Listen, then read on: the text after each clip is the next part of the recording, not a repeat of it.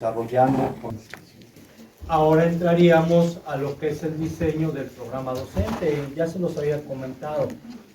Lo importante es que el programa analítico se diseña para ser nuestro programa de trabajo durante todo el ciclo escolar. La idea es, y esto es algo que nos devolvieron, yo tengo que adecuar ese sintético a mis circunstancias, contexto, características de comunidad, de escuela y también de aula, ¿no? Esa es la idea. Para que con ello yo ya pueda trabajar en lo que es muy trascendente. Antes decían, ¿no? Antes decían, es básicamente necesidades e intereses de los niños. Ahora ya no solo es eso, ahora es necesidades e intereses de los niños, necesidades e intereses de la escuela, pero sobre todo necesidades de la comunidad. Porque hasta allá vamos a ir a impactar. Por eso la maestra decía, ¿no? La situación del aprendizaje situado. Porque lo que se busca es precisamente de trascender allá afuera. Los proyectos no son para quedarse en la escuela, en el aula. Los proyectos son para que impacten allá afuera. Si van a hacer una infografía como producto de un proyecto, no es para que la tapicen en el salón, sino para que los chicos lo socialicen allá afuera. Como dice Wolfram Brenner, en un sistema ecológico, primero la familia, después la familia extendida, después los amigos, la colonia, el barrio, los sistemas comunitarios, etc. Esa es la idea de un proyecto, el impacto afuera. Entonces, el chico hizo una infografía, bueno, si no tienes recursos para pegar tu infografía en diferentes partes de la comunidad, a lo mejor si tienes una red de WhatsApp, socializa tu infografía con tu familia, con tus amigos, y esa es la clave. ¿Sí? Esa es la clave, ir más allá. Y por ello el programa docente es súper importante. ¿Qué implica? Implica planear. Y que esto no se nos olvide, maestros. Miren, Telesecundarias nació con la idea de que los maestros no podían planear o no debían planear, porque ya venía todo prescrito. Era un modelo completamente instruccional. Yo como maestro, ¿qué tenía que hacer? ¿No? Lo que tenía que hacer era, pues, ir obedeciendo lo que ahí me manejaba. Y ya lo comentaba ahorita con maestro, con Nancy, lo comentaba, cuando yo me integré a telesecundarias, pues yo venía en la situación de planear. Y recuerdo que uno de mis compañeros, que todavía está en activo, ya es grande, todavía está en activo en telesecundarias, recuerdo que me dijo, es que aquí no se planea. Aquí lo único que tenemos que hacer es seguir el modelo. Pero les estoy hablando de hace más de 30 años. Casi 33 años. La cuestión es, las cosas han cambiado. Por eso yo todavía estoy en desacuerdo que le sigan llamando modelo instruccional, porque ya no es modelo instruccional. El modelo instruccional es con el que inició, muy conductista. Ahora ha cambiado y ustedes ya no están trabajando el modelo instruccional. Estoy segurísimo que ya, salvo que haya un maestro que diga, no, si esto me dijo la SEP, me dijo que primero esto, luego esto, y no me muevo de ahí, bueno. Pero estoy seguro que no lo pueden lograr, porque los chicos ya son diferentes, ustedes son diferentes. En aquellos años, ¿no? Con todo respeto, la gran mayoría de los colegas apenas o estaban estudiando para maestros o muchos no eran maestros. En la actualidad ya es completamente diferente. Entonces, alguien que se formó como maestro llega a telesecundaria y me olvido de todo lo demás y ahora sigo como si no fuera maestro. Por eso es importante la planeación y debemos rescatar esta esencia de planeación. Y lo que nos ha hecho la SEP es, sobre todo, ya teniendo el programa analítico, bájalo al plano didáctico. Y ahí el plano didáctico, el primer aspecto de un plano didáctico es la planeación. Tradicionalmente nos manejaban que este plano didáctico se manejaba en 3 momentos: planear, desarrollar y evaluar. Eran precisamente los 3 momentos de todo proceso del plano didáctico. Y bueno, Aquí lo importante es que sepamos, y lo saben, ¿no? Lo saben, cuáles son estos elementos del plan de acción. Y solamente lo quiero recuperar no por otra cosa. Por fortuna creo que con ustedes no pasó, pero hay niveles del mismo subsistema de educación básica que de pronto llevaron la planeación a cosas completamente raras, monstruosas diría yo, que a veces les digo, pareciera que terminaba un consejo técnico y ya le estaban agregando otro cuadrito.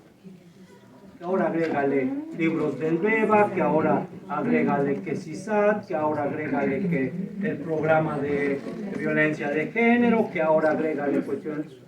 Se convirtió en un monstruo y como tal los terminó comiendo. Porque los maestros por eso de pronto dijeron, ¿para qué planeo? Mejor la compro, le cambio mi nombre, le cambio la institución y ahí está. Y se convirtió más en un instrumento administrativo. Llegaban los maestros el lunes con su señor director, aquí está mi planeación, te la firmaban, te ponían el puntito verde, lo dejabas contento, tú llegabas al aula y la guardabas en el escritorio porque no servía esa planeación. La planeación surgió para eso, ya les dice más o menos el recuento.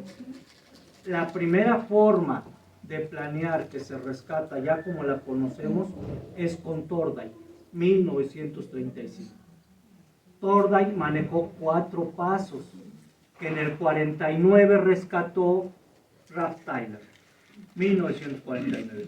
Y está dividida, aquí están los 4 pasos, muy concretos, o mejor no pasos, perdón, elementos de lo que debe ser una planeación. Y es lo único que debe llevar. ¿Qué voy a lograr? ¿Cómo lo voy a lograr? ¿Con qué me voy a ayudar para lograrlo? Y lo último, ¿cómo sabré si lo logré o no lo logré? Eso era lo que llevaba nuestra planeación. En un formato, salud, que antes le llamábamos carta descriptiva. Y que estaba dividido en estos 4 aspectos. ¿Sí? Poníamos la escuela, el grupo, mi nombre, el tema. Y después del tema, el primer cuadrito. ¿Qué voy a lograr? Objetivo. Objetivo. El objetivo después cambió, era objetivo de enseñanza, cambió objetivo de aprendizaje, después aprendizaje esperado, y ahora se le llama progresión de aprendizaje. O para básica, tiene que ver con lo que son los PDA. ¿Sí? Ese es el formato operativo para trabajar en el aula. Para nuestro caso son los proyectos, como los denominados proyectos académicos. Esa es la unidad mínima operativa en el aula. Y ese es el proceso. La teoría de las progresiones de aprendizaje es también casi nueva.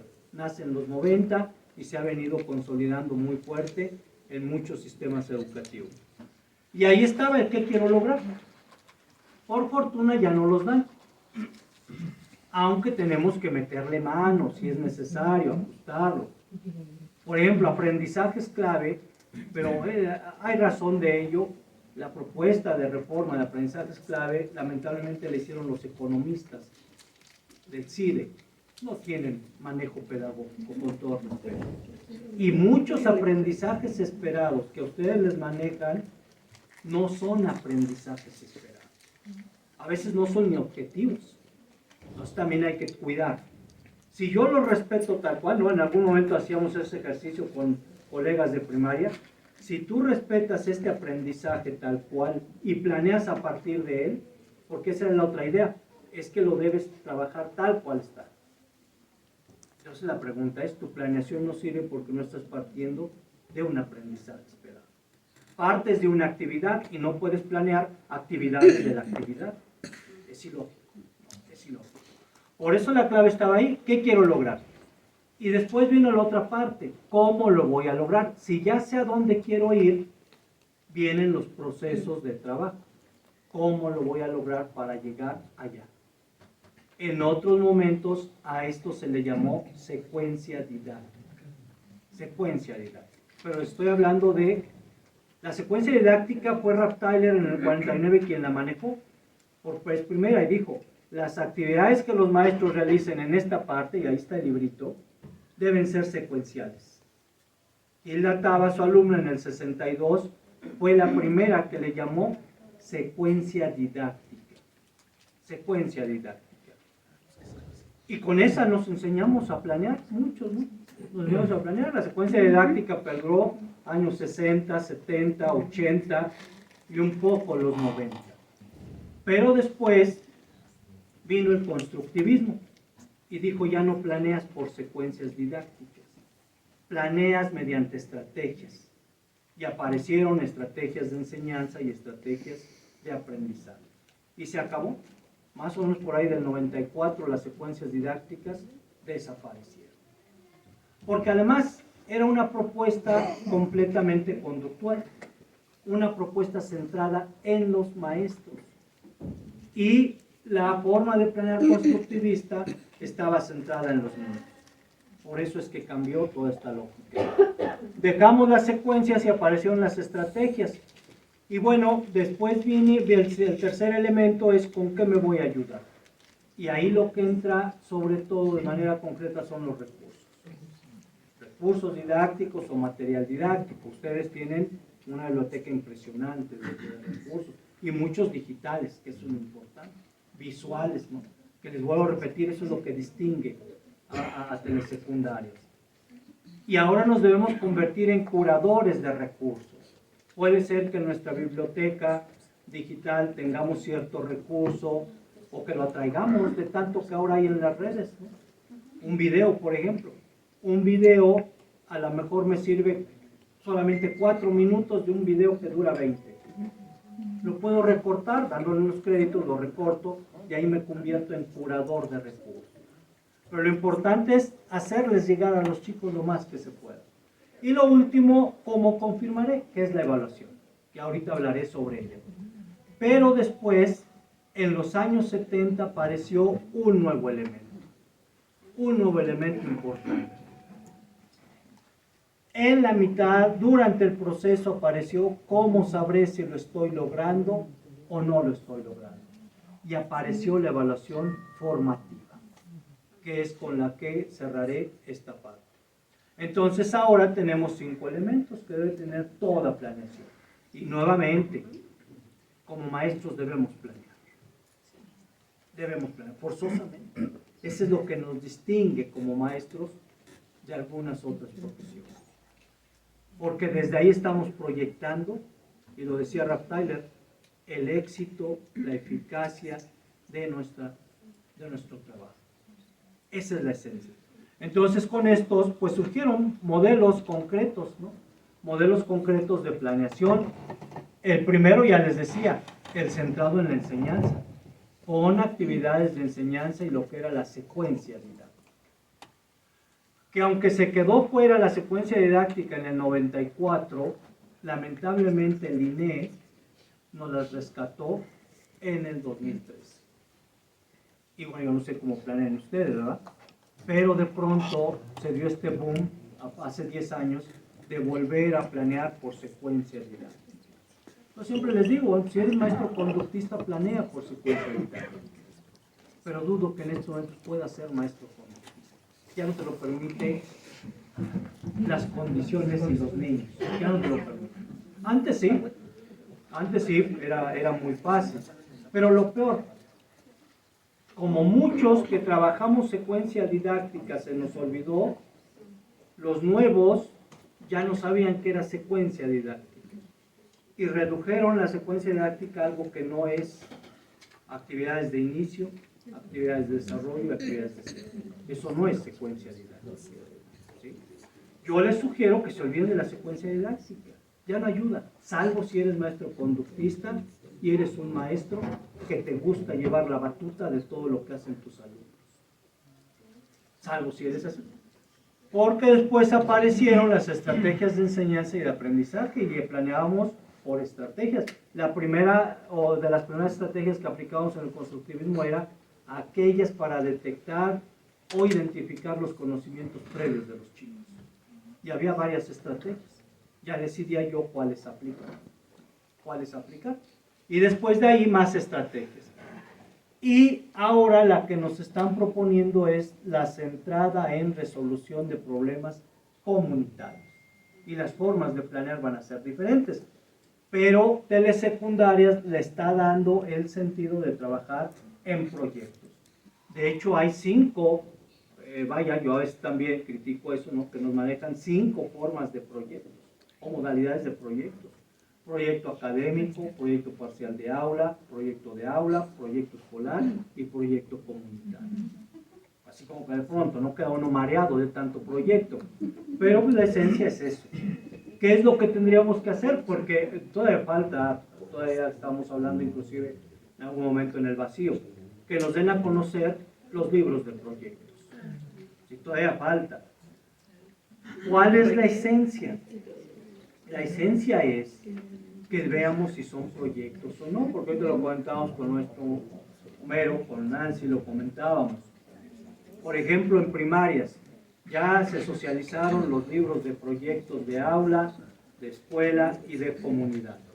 Y con todo respeto a los colegas que lo hicieron, ¿no? Porque participaron maestros, muchos de ellos no alcanzan el nivel de proyecto.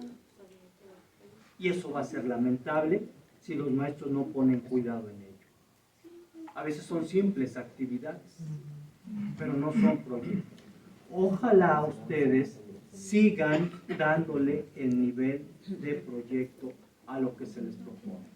Y la otra, ahí viene una parte importante que voy a manejar, voy a brincar esta. El proceso ya clave del diseño, ¿no? ¿Cómo lo vamos a ir manifestando? Y esto pues tiene que ver sobre todo con cada uno de los procesos que tendríamos que hacer. La parte operativa para este proceso de trabajo, de planeación, tiene que ver con nuestros proyectos académicos. Que ahí está, ¿no? El número, cuántos para lenguajes, para saberes, para ética, para habilidades. 144 proyectos. Ya les decía, no todos los debemos agotar, porque no vamos a poder. Sería muy difícil hacerlo. Salvo que así les decía, solo una embarradita de todo y vámonos. Al otro día otro y vámonos. Pero no. De ahí hay que decidir cuáles, para que se vayan transformando en proyectos parciales de aula, que de acuerdo al calendario, ahorita inclusive lo comentábamos con el maestro Homero, no tienen ustedes ya un calendario de cómo casi semana, semana y media se va a ir manejando un proyecto parcial de aula. Para concretizarlo ya en algún proyecto de aula escolar o comunitario al cierre administrativo que tienen ustedes por trimestre. ¿Sí? Que si ya lo comentamos, noviembre, marzo y julio. Ahí es donde puede entrar esto que en algún momento manejábamos como demostración de lo aprendido, ¿no? que era la base y vinculación de escuela-comunidad, precisamente. Entonces la idea es, si tengo una problemática, ¿cómo la voy a relacionar con esos proyectos académicos para que me vayan dando un proceso de desarrollo de mi proyecto de aula? Esa va a ser la base de la planeación. Es una planeación más compleja, muy compleja. Humanamente la podemos hacer, pero nos va a llevar esfuerzo, nos va a llevar tiempo. ¿Qué les he estado proponiendo últimamente en los talleres? Utilicen inteligencia artificial. Ayúdense de la inteligencia artificial para que puedan desarrollar una planeación compleja. Y ahorita les voy a comentar algunos otros aspectos. A partir de ello, pues hemos planteado un desarrollo concreto de lo que son los procesos de trabajo para lo que implicaría nuestro programa docente. Primero, bueno, la clave está en partir de las situaciones problemas, que ya lo tienen. Ya que lo tengo, esta situación problema la convierto en proyecto, ya sea con especificidad de aula, con especificidad de escuela o especificidad comunitaria.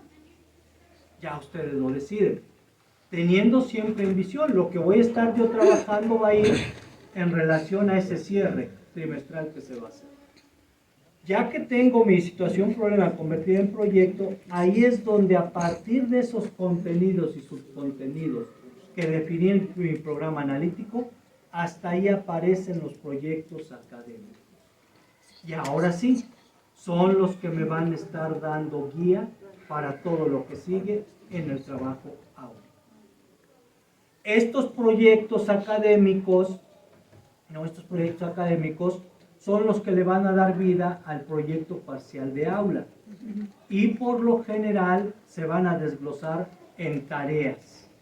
Tareas a trabajar durante una semana, semana y media, etc. Y ahí ustedes van a ir haciendo la organización. Y estas tareas se descomponen en situaciones de aprendizaje, experiencias de aprendizaje y actividades. En eso se descomponen las tareas. Y con ello entonces ya después definimos las estrategias de evaluación formativa, que ahorita voy a comentar de ellas.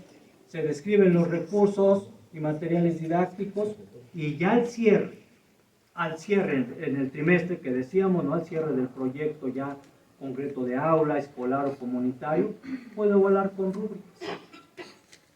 Antes eran productos parciales, desempeños parciales.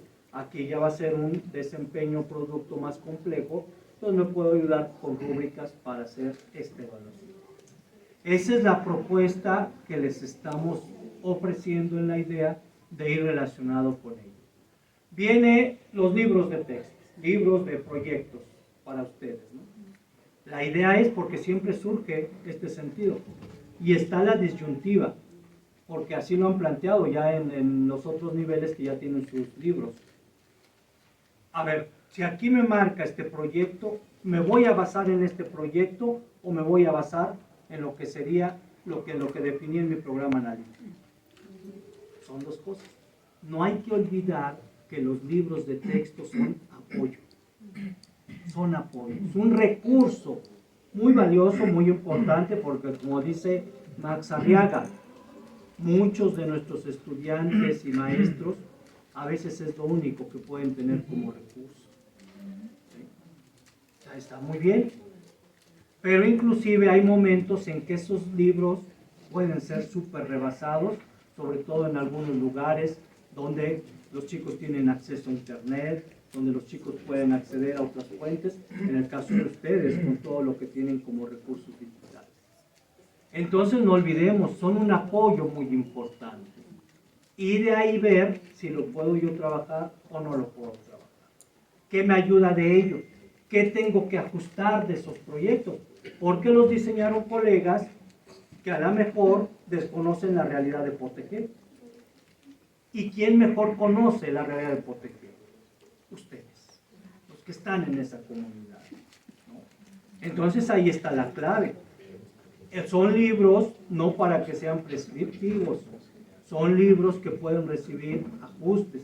Me presentan cierto proyecto, bueno, pues yo lo analizo, lo trabajo, lo refiero, y ahora, ¿cómo lo puedo adecuar a mi realidad de Nezahualcóyotl? ¿Cómo lo puedo adecuar a mi realidad de Sinacantepec? Esa es la esencia. Por eso que son un valioso apoyo, pero esa es la base. Esa es la base del trabajo. Y ahí, pues es necesario que nosotros vayamos vinculando cada uno de estos procesos. Y bueno, a partir de ello, ¿no? Les voy a dejar también con Nancy un organizador que les puede ayudar. Ya ustedes definen si lo cambian, si lo utilizan. Sí, ¿no? Se hace con el fin precisamente de ayudarles de tal manera que tengan una idea concreta de por dónde podemos perfilar cada una de estas propuestas. Y este organizador, pues es el que nos puede ayudar a lo que sería la planeación. La planeación. Primero, bueno, pues como toda planeación también debe tener su propia portada, ¿no? Su propio carátula que nos ayude. De ahí, lo que podemos hacer es enunciar la problemática, que ustedes ya la tienen. Desintegración familiar, que es una problemática nacional. En todos lados nos las manejan. Se describe la situación problema, cómo está, Y aquí viene lo importante. Esta situación, problema, se enuncia como proyecto comunitario, escolar o aula. Y hay que enunciarlo. Si no sabemos cómo enunciarla, les vuelvo a repetir, métanla y que nos apoye el ChatGPT, por ejemplo. Le ponemos, ahí lo importante es manejar el prompt. A partir de esta situación, problema, que es la descripción, enuncia un proyecto con estos elementos y nos los da en automático. Lo reviso, veo si está adecuado, si no, le modifico ciertas cosas y lo enuncio ahí. Igual, aquí puse el libro de proyectos, sobre todo pensando, ¿no? Pensando en que algunos pueden decir, yo me quiero basar solo en los libros de proyectos. Pero igual, lo que yo les invito es que no lo tomes tal cual. Debe sufrir forzosamente adecuaciones a lo que tú estás viviendo, a tu realidad, para eso es el contexto, a tu realidad comunitaria, escolar y de aula. No se puede tomar tal cual, ¿no? Esto aplica para ti, porque no es lo mismo la realidad que viven ustedes aquí, a la realidad que por ejemplo se vive en Polotitlán, con quienes hemos trabajado, a la realidad que se vive en Oaxaca. O sea, son referencias, pero nosotros debemos hacer los ajustes. Ya que tengo toda esta propuesta, ¿no? Entonces ahora lo que viene pues sería la parte de los ejes, la metodología y la temporalidad. Recuerden que en la temporalidad debemos ir propiciando, de acuerdo a lo que nos están manejando, que vayan existiendo algunos procesos parciales de aula para llegar al final del trimestre. Y ya les manejaron inclusive un calendario de cómo se puede ir desarrollando. Terminando esto, pues bueno, que es muy básico, viene ya lo que sería la relación, y esto lo rescatamos propiamente del programa analítico. Copiamos para esa problemática y para los diferentes campos que decidí trabajar en contenidos en cada uno de ellos, y aquí es donde aparecen los proyectos académicos. ¿Cuál va a ser el trabajo que nos va a tocar con proyectos académicos? Primero revisarlos, esos 144 que se nos han dado, revisarlos y definir cuáles son los que nos van a ayudar para esa problemática, porque no todos pueden ayudarnos. Una pregunta, cuando estábamos viendo los compañeros en las escuelas, comentaban, bueno, esto es para primer grado, porque ya se tiene todo y está formado por los 4 campos formativos. Decían, bueno, entonces, ¿cómo vamos a trabajar los maestros de segundo y los maestros de tercero si esta misma planeación que tú nos presentas o tú nos sugieres podrá servir o adaptarla para los que están en segundo y tercero que todavía van a trabajar con aprendizajes claros? Esa idea. Yo les sugiero, ¿no? Yo les sugiero que ya se decidan a trabajar. Porque es muy triste ver que, por ejemplo, en básica, ¿no? En primaria, hay colegas que están refiriendo hasta 10. Entonces, oye, pero si ya está todo el avance y tú todavía sigues anclado hace 10 años. Entonces, yo les sugiero que se animen a trabajarlo con estas orientaciones, porque inclusive esto ha dado origen a que hay colegas, ¿no? Lamentablemente, que han dicho, pero esto es para primero. Yo estoy en tercero, ¿para qué me desgasto ahorita? ¿Para qué me preocupo? Inclusive en primaria, ¿no? Me han comentado algunos supervisores que los maestros han dicho, pues ellos no quieren venir porque dicen que esto no les corresponde, que ellos van a seguirlo. No, yo sería de la idea que si se deciden trabajarlo, vayan en avanzada. No esperen que la autoridad les diga, ahora sí ya vas a trabajar. Ensayen, ¿no? Y esa es la idea. Programa analítico, a lo mejor todavía no me va a servir a mí, pero hago un ensayo de lo que viene. Porque si no, pues estaríamos en una tónica completamente desfasada. Y no sabemos, porque ha sido un reclamo muy fuerte a la SEP, que no esté en esta idea que unos grados con una reforma, otros con otra y otros con otra. Puede ser, porque eso se le ha planteado a la maestra Leticia, que ya definitivamente corte de lleno con la otra reforma.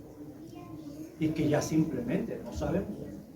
Saben que a veces dan ciertas decisiones de la noche a la mañana. Entonces yo recomendaría eso. Ensáyenlo, no les quita nada. No les quita nada y al contrario, se van fortaleciendo en sus habilidades. Esa sería la idea. Bueno, entonces ahí ya aparecen los proyectos académicos. ¿Cuáles de esa revisión que hacen ustedes de los 45 de lenguajes, por ejemplo, cuáles me quedo y cuáles puedo trabajar en esta problemática? Bullying, por ejemplo. En la problemática de bullying, ¿cuáles puedo trabajar? Y de ahí ya redefinimos cada uno de los aspectos. Y ya se tienen. Y estos son los que ya hacemos operativos. ¿Cómo se hacen operativos? Bueno, aquí básicamente lo que estaremos manejando es un proceso de operatividad con base a mi, a mi proyecto de aula y básicamente mi proyecto parcial de aula. Es decir, que cada semana yo estaré contribuyendo, cada semana o semana y media, porque el calendario así lo marca, contribuyendo para desarrollar mi proyecto final de aula, o mi proyecto escolar, o mi proyecto comunitario. Para llegar a los al cierre de 3 meses, y entonces sí, presentarlo. ¿Cómo se desglosa? Muy sencillo. Todo proyecto de aula se puede desglosar en situaciones de aprendizaje. Estas a su vez, que es nada más un enunciado, ahí no hay mayor problema, se desglosan en experiencias de aprendizaje y esta en actividades. Y nuevamente, ¿qué llevaría? Pues llevaría todos estos procesos. Yo les invito a que trabajen con la inteligencia artificial. Les va a ayudar muchísimo y les va a ahorrar mucho tiempo. Entonces le ponen, mi proyecto de aula es este. Tomando en cuenta ese proyecto, define qué proyectos parciales de aula puedo lograr, a través de qué situaciones de aprendizaje, con sus respectivas experiencias y sus actividades. Y les va a dar una maravilla el ChatGPT. No se trata, ya me lo dio, copio y pego, porque caeríamos en lo que no queremos. Ya medio me prefiguró, lo retomo, veo qué sirve, qué no me sirve, qué ajuste le puedo hacer, teniendo en mente a mis niños, y entonces ahora sí me ayudo a la planeación. Como ya es una planeación compleja, debemos ayudarnos de la tecnología. Ya les dije que ustedes como subsistema están, ya nos decía de Redusar, volvemos a ponernos en punta de lanza en la tecnología. Libros interactivos, puso en punta de lanza a telesecundarias. Entonces no dejemos caer ello. ¿Por qué no retomar inclusive, ahorita le comentaba al maestro Homero, a Nancy, hubo un momento que yo a nivel estatal propuse que ya inclusive se le quitara la idea de telesecundaria. Porque ya era, pues surgió en otro momento con las televisiones. Pero ahora ya la televisión es un recurso más. Y tenemos ya inclusive que llevar otro ámbito de trabajo. Pero ahí está la propuesta. Y entonces ya surgen las diferentes propuestas y situaciones de aula. Esto ahora se planea por semanas. ¿Sí? Tu proyecto parcial de aula, tu planeación debe ser semanal. Bueno, no semanal. De acuerdo a cómo lo definas, pueden ser 7 días, 5 de una semana, 2 de la otra, de acuerdo a cómo lo definas. En promedio, comentamos, son 5 proyectos parciales para llegar al cierre del proyecto de aula.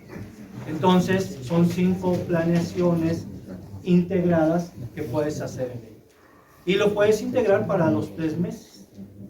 Para los 3 meses. Y ahí lo tendríamos. Más adelante, igual con Nancy, les voy a mandar un ejemplo de cómo quedaría. Nada más lo estoy adecuando, ya no me dio tiempo, lo estoy adecuando para algunos de los proyectos académicos. Es lo único que me faltó, pero se los voy a mandar. Pero esa es la propuesta, maestra. La planeación se va a complejizar. ¿Qué otro elemento lleva la planeación? Ya lo decíamos. ¿Cómo sabré si lo estoy logrando? ¿Cómo sabré si lo estoy logrando? Y ahí aparece la evaluación formativa. La evaluación formativa, que también no es nueva,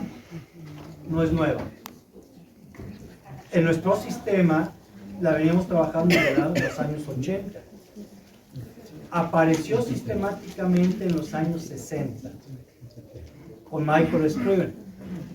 Benjamin Bloom fue el primero que le dio una sistematización muy fuerte y la dividió la evaluación en general en tres: diagnóstica, que es al inicio; formativa, que es durante el proceso; y sumativa, que es al cierre.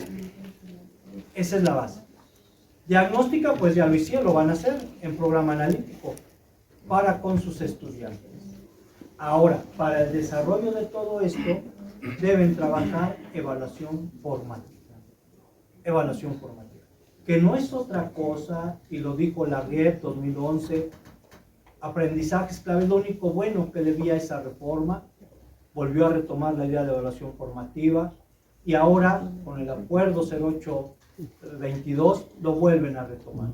Hay que trabajar evaluación formativa, y es básico trabajar.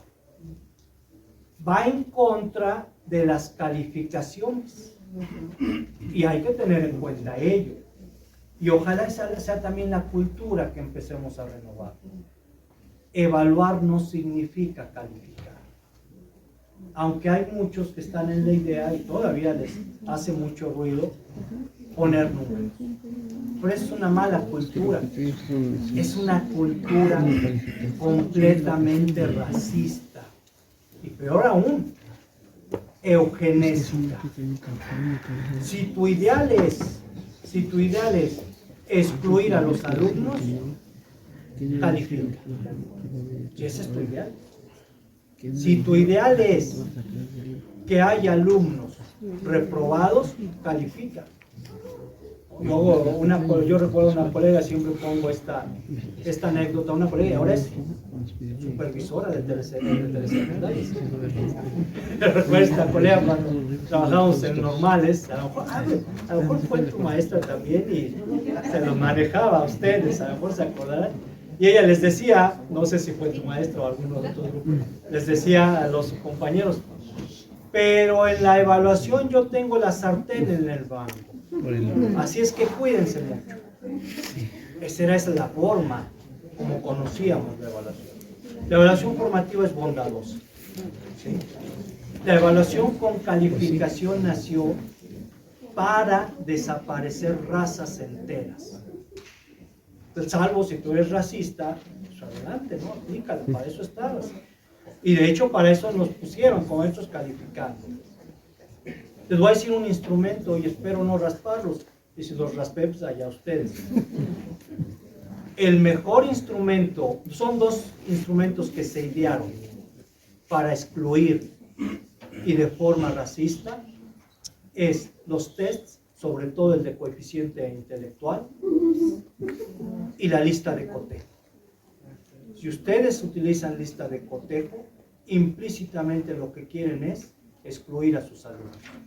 Y la exclusión no es solo escolar. La exclusión es de vida social.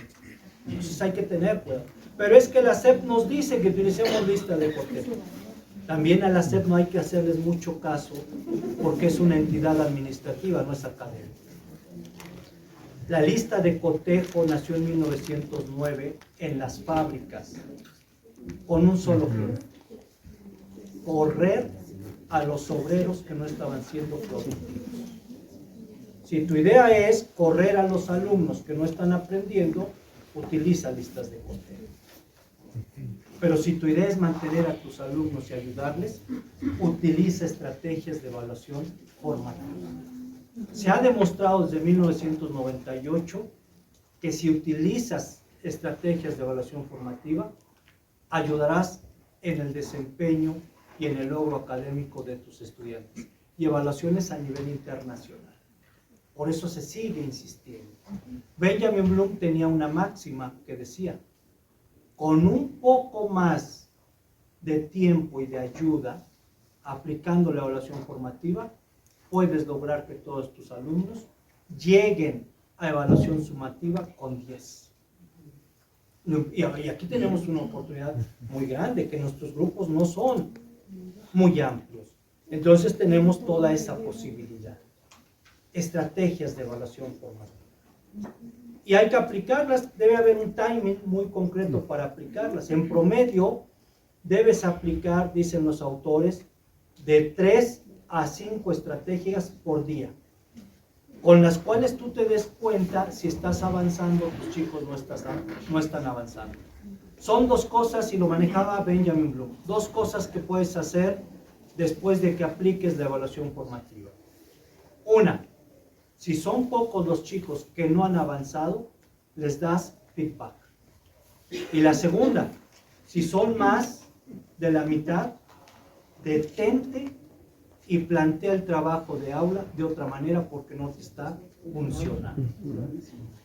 En evaluación formativa, el primero, y lo voy a manejar así, el primero que tiene la culpa que los chicos no aprendan es el maestro, porque no supo plantear sus estrategias o experiencias de aprendizaje adecuadamente. Y esto se llamaba anteriormente revisión de examen. Todavía yo apliqué revisión de examen. No es lo que a veces se maneja en la universidad, que revisan el examen para decirle al chico dónde se equivocó y casi exhibirlo.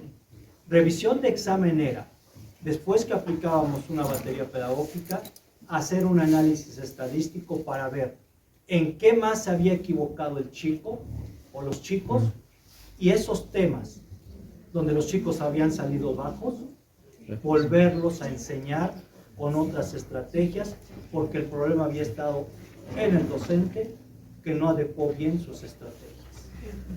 Y esto implica la evaluación formativa.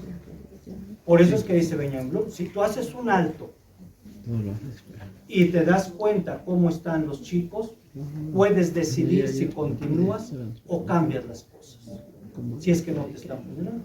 Y para eso están las estrategias de evaluación formativa. Yo les sugiero, ¿no?, que las apliquen, las desarrollen y sobre todo que tengan posibilidad de hacer uso de estas estrategias.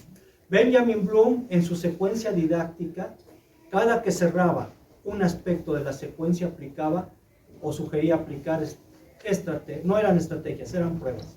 Las pruebas comunes que conocíamos: un cuestionario, una prueba de relación a 2 columnas, una prueba de falso y verdadero, de respuesta simple, Caneva, las clásicas que conocíamos. Pero esas cambiaron, ya no aplican. Ahora lo importante es aplicar estrategias. Y por ello el maestro debe ir con un cúmulo de estrategias. Hay muchas, y algunos de ustedes a lo mejor hasta tienen las propias.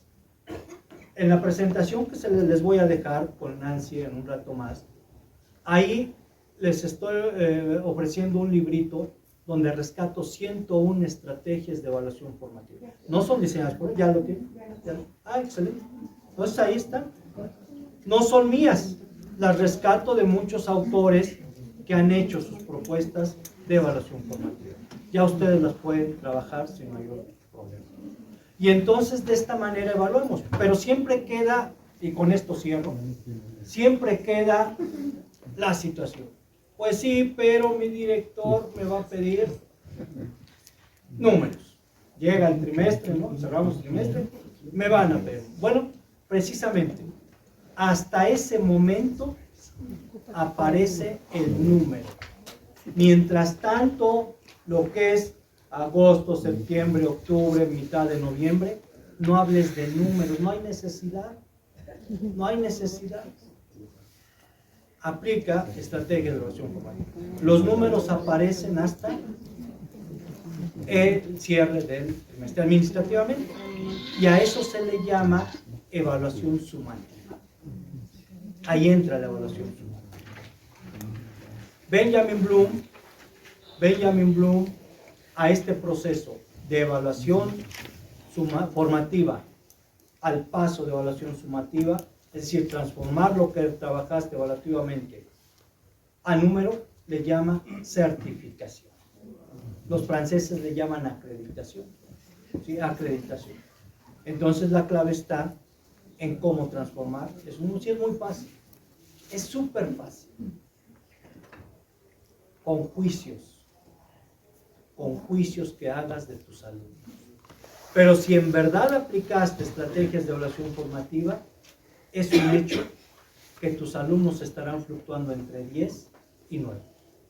10 y 9. Porque nunca dejaste que tus alumnos se retrasaran, o que no cumplieran, o que no aprendieran, o no se desempeñaran. Esa era la base del proceso. El mejor instrumento para evaluar formativamente y de manera integral los desempeños y aprendizajes de los alumnos hasta ahora inventados son las rúbricas. Por eso les decía que puedes hablar con rúbricas al final de semestre, cuando los chicos ya muestran lo que aprendieron, lo socializan, etc. Ahí puedes evaluar con rúbricas. El problema hemos visto que a veces hay colegas que quieren forzosamente ponerle números a sus rúbricas.